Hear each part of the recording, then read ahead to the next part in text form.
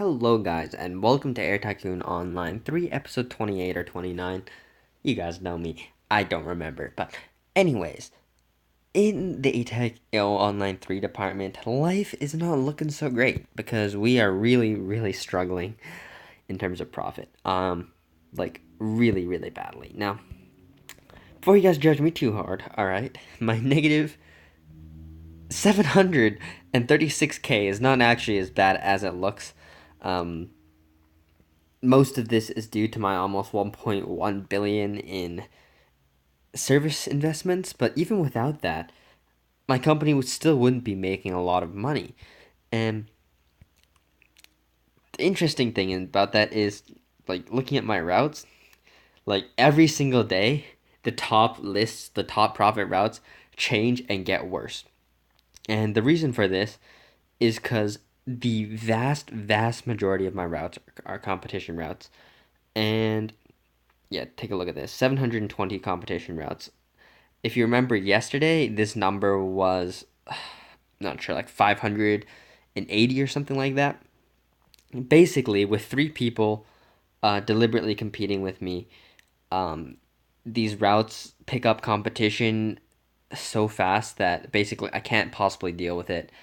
I mean, three people's time versus my time alone is a bit too much to deal with. Like, I could be removing these aircraft that aren't making very much money with smaller ones, but with such a large percentage of all my routes not making much money, I'm not even sure if it's possible. I would just be deleting routes and leaving, say, 300, 400 good monopoly routes.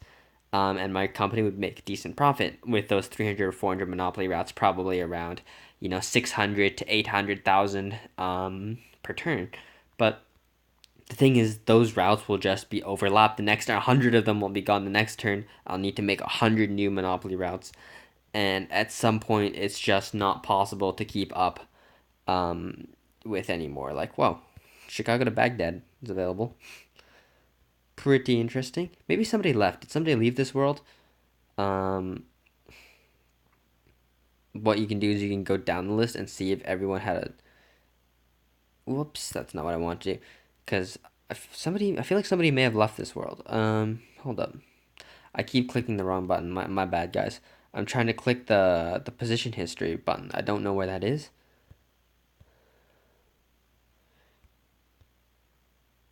Okay, yeah, it doesn't seem like anything happened. Basically, I'm struggling. I'm not making any money. I'm gonna be overtaken by Fifth soon, and then Cathay. I could, switch my company on just to make a little bit of profit every turn.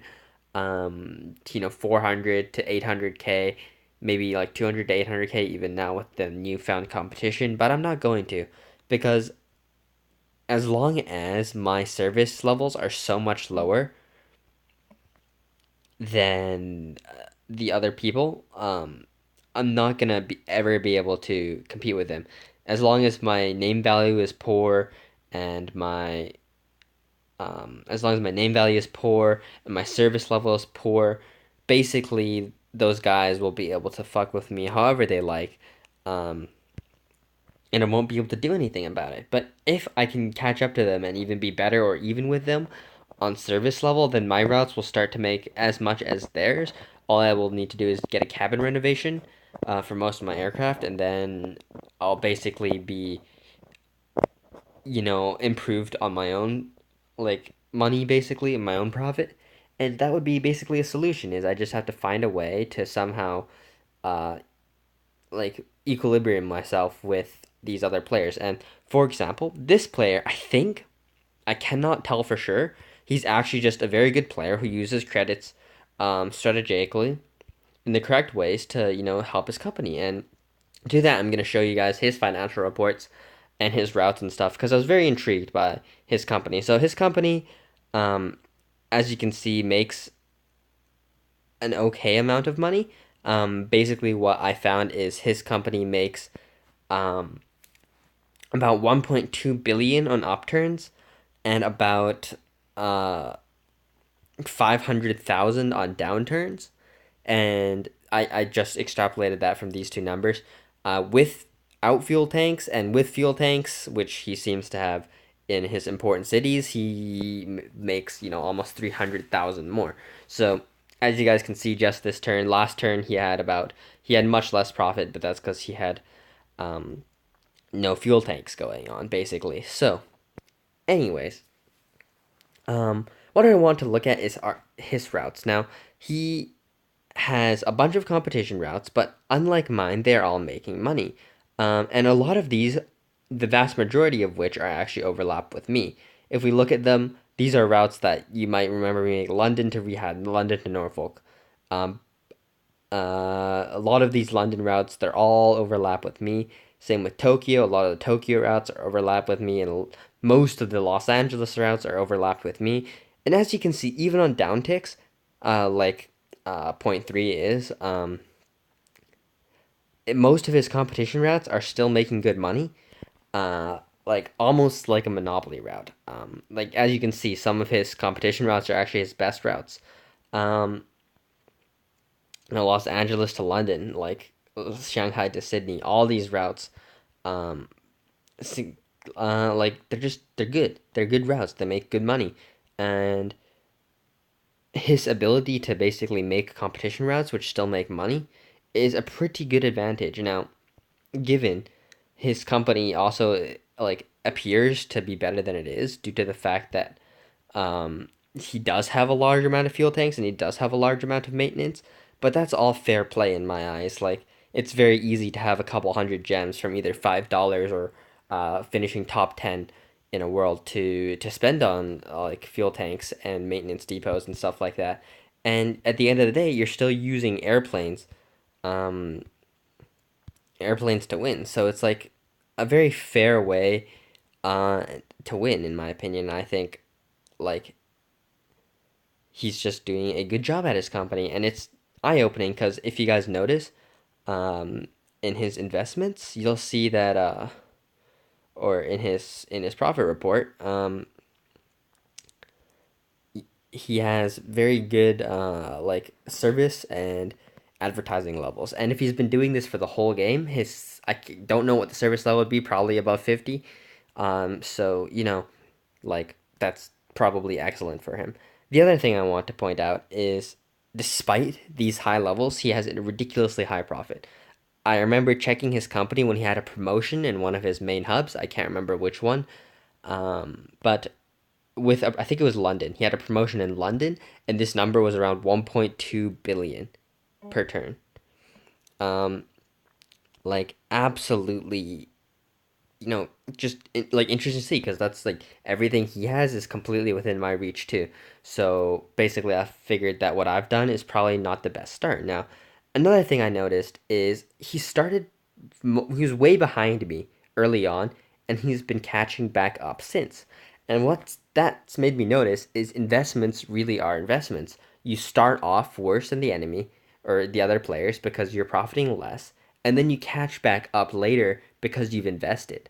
Now, given none of what I'm saying would be remotely true at all if I wasn't being overlapped in such a almost unfair or just unfun way, at least unfun for me, probably really fun for them, but mm, like if I wasn't dealing with this level of competition, yes, I would still be above him and I would still be making more than him, but like it's just not possible anymore. Like my strategy is basically to ignore those investments and then to use monopoly routes to only monopoly routes to maximize my profit and just ignore competition and minimize competition. I usually have less than 300 competition routes altogether.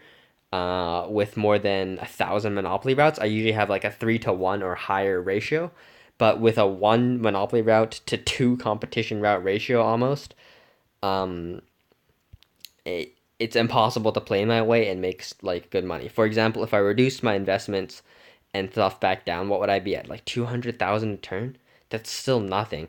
And it goes up to positive, so that means on the upturns, I'd be making like 1.2, 1.3 billion, but what that averages to only 600,000. That's first of all probably just enough to be, just behind number three and number two, but it's not gonna work. That wouldn't work in the long run. If I feel like it wouldn't work if they finish overlapping the rest of my routes, which I don't see why they would stop. You know what I mean?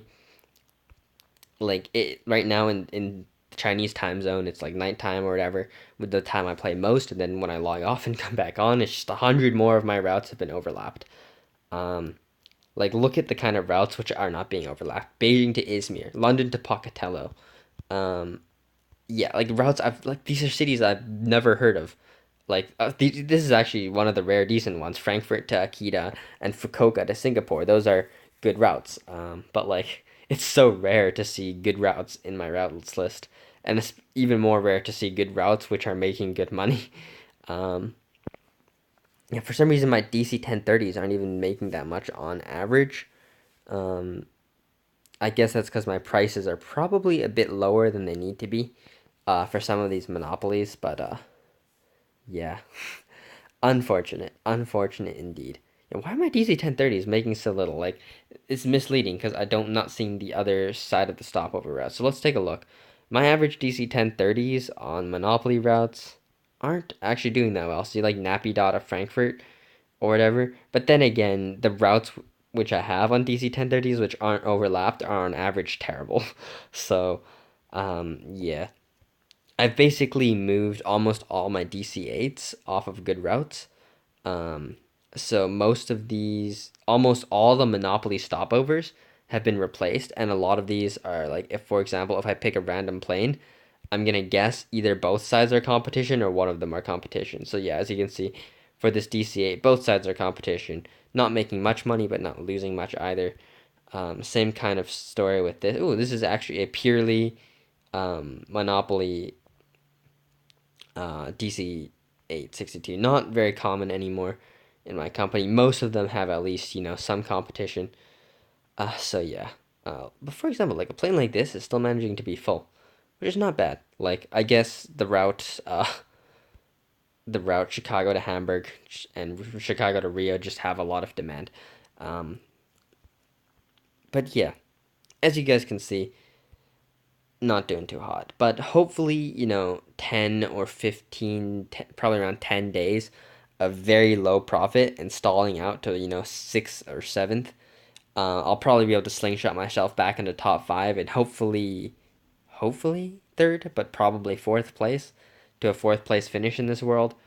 Um, but in a way that's far more annoying to number two, one and number three, um, because their competition routes will start to make much less once my service level goes up. Another thing I was told is this will make my satisfaction go up, but I'll save that for later because I cannot afford that right now. Not even close. Anyways, so with that in mind, like I'm losing money as you guys could tell, but in cash terms, I'm just about neutral thanks to aircraft depreciation. So I do have some planes, but I don't have very much to do with them. Like I can, replace my Tupolev 124s, for example, but I'm pretty sure you guys don't want to see me doing like this over and over, because this kind of thing is about everything I can afford to do. So instead, what I've done is I've created a new world in Air Tycoon Online, and that world is going to be one of two things. It's going to be either an experiment, just to test what things are like when I do invest a lot into services, or it's going to turn into the world which I actually play on, and I'm just going to give up on this world and just come on to this world just to order aircraft to replace my existing ones and not actually make any changes to my routes or anything like that from now on. Um, because I know I can't finish first, uh, I don't have to do much to finish. If I want to finish just top 10, I don't have to do anything anymore. All I would have to do to finish top 10 is turn my service expense invest level to 3, turn most of my important hub advertising levels to 3, and just remove everything else. Um, and turn on auto replace and buy the planes to auto replace. And basically, that will be more than enough to finish top 10 and probably top 5 even. Like, Just my company idling basically averages 500K a turn, which is still enough to stay close to fourth. Like that's about, like 80% of the profit of the fourth place person when he's online, and when he's offline he makes much less thanks to um, the fact he uses mostly large aircraft, right? And those large aircraft use a large amount of fuel and a large amount of maintenance. So when he's not on to fill his fuel tanks, his profit will actually be severely reduced because um, the margins on the large aircraft get slim without things like um, without the fuel cost, and also he has a high level of service invest and that kind of stuff, so that hurts too. But anyways, I'm gonna be stalled out here for a long ass time. So yeah, I'm gonna show you guys my new world, but that's gonna be in part two of this episode because it's on a different phone. And due to my complete lack of knowledge of editing skills, I do not know how to take those two files I get on two different phones and merge them without spending a ridiculous amount of time. I do like I could like transfer the videos onto a cloud platform or something like that, and then download them back onto a computer to merge them and then upload them again and that kind of stuff. But I simply do not have the time or know how to do that. At least I would need to go probably pirate some software program that allows me to merge video clips, though that seems like a pretty simple functionality. So probably a little bit easier than that, but I still have to deal with the fact that I have to get them onto the same platform or device so I can do that. Anyways, that's it for part one, and I'll see you guys in part two.